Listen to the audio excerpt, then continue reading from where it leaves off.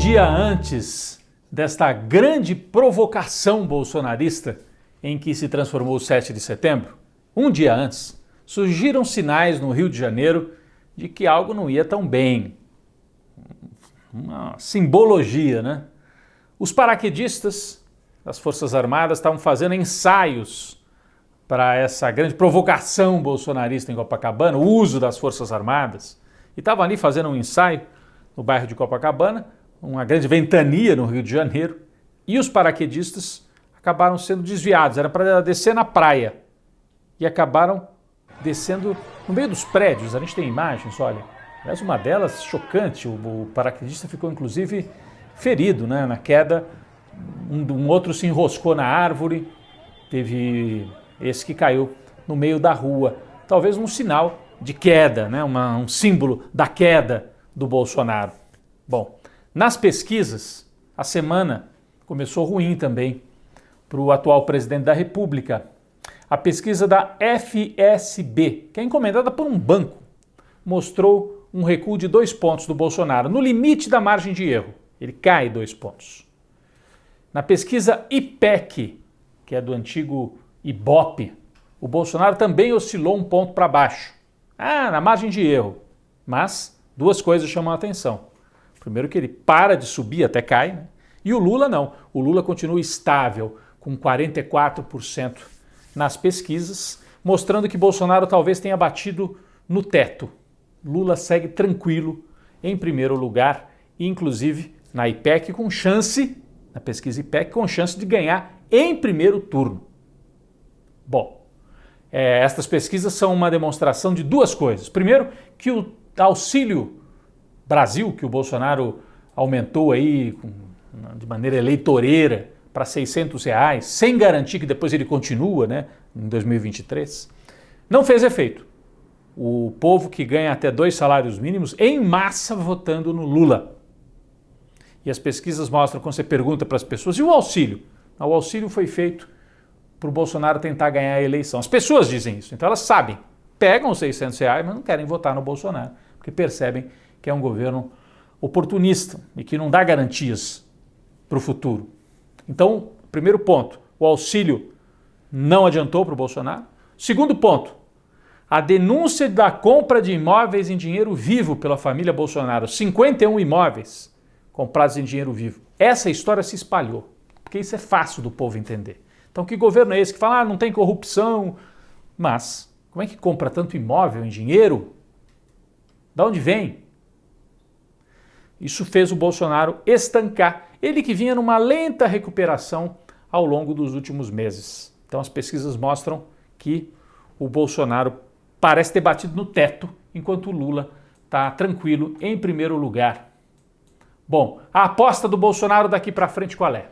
Para tentar reverter esta situação. Ataques cada vez mais duros e pessoais ao ex-presidente Lula no horário eleitoral. Essa história de chamar, xingar, falar de corrupção, etc, etc. Essa é uma aposta. A segunda aposta foi o 7 de setembro. Uma grande demonstração de força do bolsonarismo. Mobilizar os apoiadores nessa reta final da eleição. Qual é o balanço do 7 de setembro? Bom, primeiro ponto. Bolsonaro colocou gente na rua. Isso é fato, né? Brasília teve o desfile oficial e teve o ato político do Bolsonaro. Nesse palanque das autoridades em Brasília, o que chama a atenção, o que fazia o velho da van vestido daquela maneira estranhíssima ao lado do Bolsonaro? De um lado a primeira-dama, do outro o velho da van. O presidente de Portugal, né, que era uma autoridade convidada, um chefe de Estado, ficou mais afastado. Em primeiro lugar estava o velho da van. O que será que ele tem de tão importante para o Bolsonaro, né?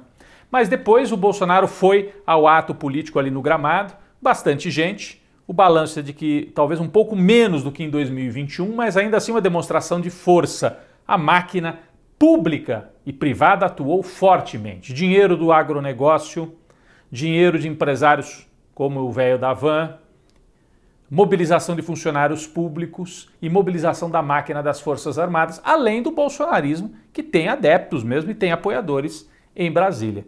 O Bolsonaro voltou a atacar o Supremo Tribunal Federal, não citou nominalmente os ministros Alexandre de Moraes, o Fachin, o Barroso, mas fez um ataque ao Supremo e deixou correr solta, né, aquela manifestação de fechar Supremo, ataques, intervenção militar, isso tudo estava nas faixas ali em Brasília.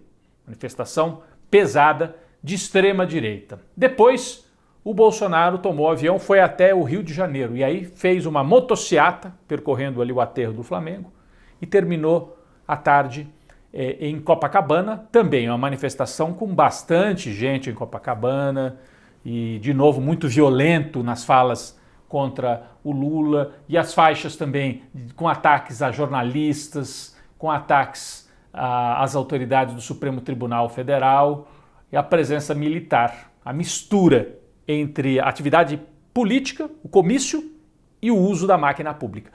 O resumo, Bolsonaro botou gente na rua, esse é um ponto importante, talvez um pouco menos do que em 2021. Segundo ponto, cometeu crimes, ele usou a máquina pública, qualquer outro teria a candidatura cassada, mas o Bolsonaro consegue emparedar as instituições com todo esse discurso que ele vai fazendo.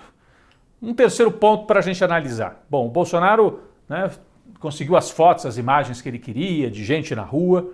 Agora, ele ganha voto com isso? Ele ganha algum voto com essa demonstração de força, com faixas pedindo o fechamento do Congresso, com ataques à imprensa, com xingamento e com aquela fala patética dele sobre a questão sexual em Brasília, imbrochável? É algo que causa até repugnância, não? E mostra que o Bolsonaro tem uma fixação com esse tema. Qual é o problema dele? Ele deve ter problemas nessa área, sérios. Mas é questão dele com a mulher dele. De qualquer maneira, ele ganha voto com essas falas, algumas repugnantes, outras criminosas?